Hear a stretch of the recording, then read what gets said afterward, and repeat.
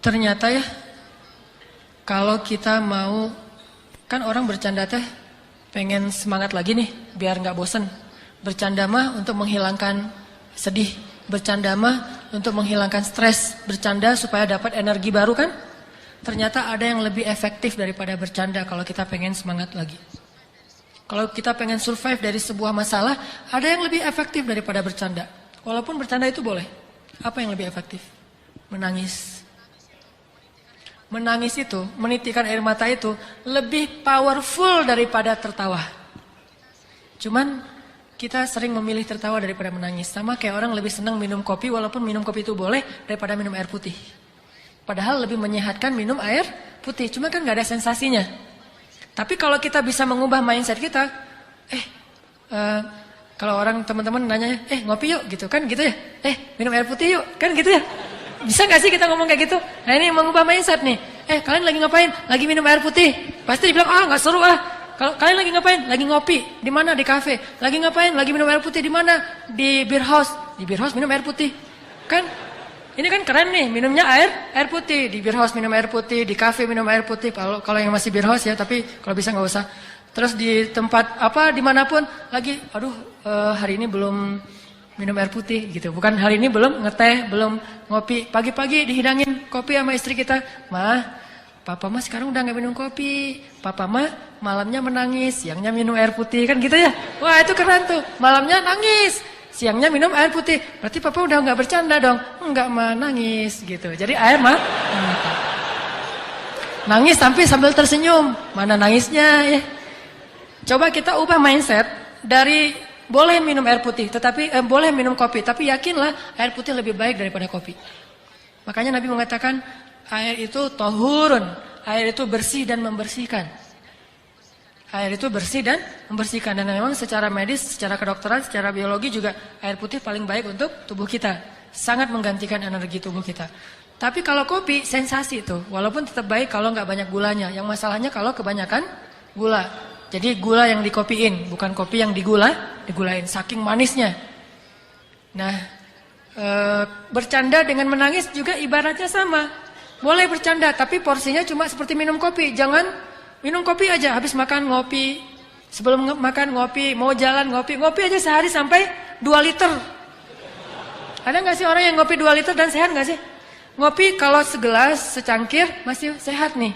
Apalagi kalau kopinya kopi bener. Bukan kopi yang gitu, kopi yang asli gitu ya. Kopi yang benar asli disimpan selama 100 tahun misalnya. Itu kan sehat tuh. Udah gitu baristanya keren lagi. Secangkir 2 cangkir dalam sehari masih wajar. Bayangin kalau ngopi sehari 2 liter. Kan gak sehat kan? Sedangkan minum air putih minimal berapa liter sih? 8 gelas. Gelas yang mana dulu nih? Bebas aja ya. Nah kalau air putih sehari 2 liter kan sehat. Melancarkan ginjal kita juga jadi sehat. Melancarkan pencernaan segala macam lah. Auranya juga jadi segar gitu. Sedangkan kopi kebanyakan justru jadi eksotis kayak kopi kan ya. Kenapa kok Ustadz warnanya eksotis banget? Saya senang ngopi gitu misalnya. Kalau yang kurang eksotis berarti senang coklat. Kalau yang sangat tidak eksotis berarti senang susu. Apaan gitu ya. Intinya kebanyakan kopi itu tidak sehat. Sama seperti kebanyakan bercanda. Bercanda sewajarnya. Oke, bercanda secangkir. Bercanda 2 cangkir. Tapi bayangin kemana-mana bercanda. Sama kayak orang kemana-mana bawa botol aqua tapi isinya kopi. Ngopi lagi. Nggak bagus juga buat jantung dia. Makanya sewajarnya perbanyaklah menangis. Karena menangis itu air mata kita menggugurkan dosa dan membersihkan hati yang kotor. Air mata itu seperti hujan. Kalau di Arab itu diibaratkan hujan itu membersihkan rumah, daun-daun dari debu. Karena mereka mah padang pasir, daun banyak yang berdebu dibersihkan oleh air hujan. Maka begitulah air mata membersihkan hati seseorang. Coba nanti bayangin bedanya kesan habis ketawa sama habis nangis. Habis ketawa seru tapi capek. Ketawa, aduh capek juga ya ketawa ya. Capek kan? Tapi kalau menangis insya Allah gak akan capek. Kalau nangisnya karena dosa-dosa, nangisnya karena ingat Allah, nangisnya karena ingat akhirat, itu gak akan capek. Justru habis nangis semangat tuh. Beda banget kesannya habis nangis sama habis ketawa.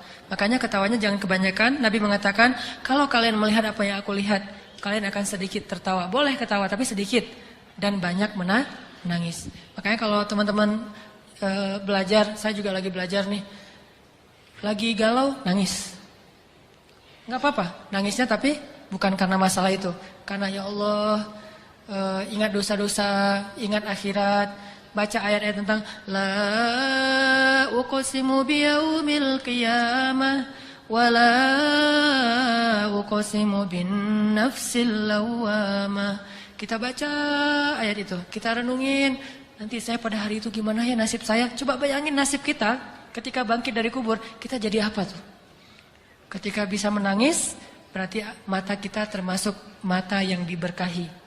Justru salah satu di antara bukti seseorang itu jauh dari Allah, dia matanya menjadi beku, tidak pernah bisa menangis. Dan setelah menangis, pasti kesannya berbeda ketimbang setelah ketawa. Makanya kalau disuruh milih, banyakan mana? Banyakan nangis deh. Tapi kenyataannya kita dalam sehari lebih banyak tertawa, hampir tidak pernah menangis. Tunggu nangis kalau udah banyak masalah banget baru nangis. Dan kita waktu itu akan ngelihat, ketika kita banyak menangis, kita doanya lebih khusyuk, sholatnya lebih khusyuk, ngajinya lebih banyak kan ya, energinya nambah kalau kita nangis, kayak dicas gitu. Sedangkan kalau ketawa jadi males. Sampai Nabi mengatakan kebanyakan ketawa itu bisa mematikan rasa di hati kita, gak bisa lagi mendengar kebaikan. Orang kalau udah ketawa terus dinasihatin, pasti dia nolak, bantah tuh. Makanya jangan kebanyakan ketawa, boleh tapi jangan kebanyakan. Itulah teman-teman fikih ketawa, bagaimana kita menjadikan ketawa kita berpahala, menjadikan ketawa kita itu hadiah buat teman kita, menjadikan ketawa kita itu ikut sunnah, menjadikan ketawa kita itu benar-benar penyegaran tetapi tidak berlebihan, dan hindari ketawa-ketawa yang syubhat, dusta, ketawa yang jahil, ketawanya nyeleneh, hindari itu, dan jangan juga terlalu banyak sehingga kita tetap bisa menangis di malam hari. Jadi kalau kita udah ketawa, tiba-tiba disuruh nangis agak susah. Saya kurang bisa ya langsung membalikkan kondisi dari habis ketawa nangis.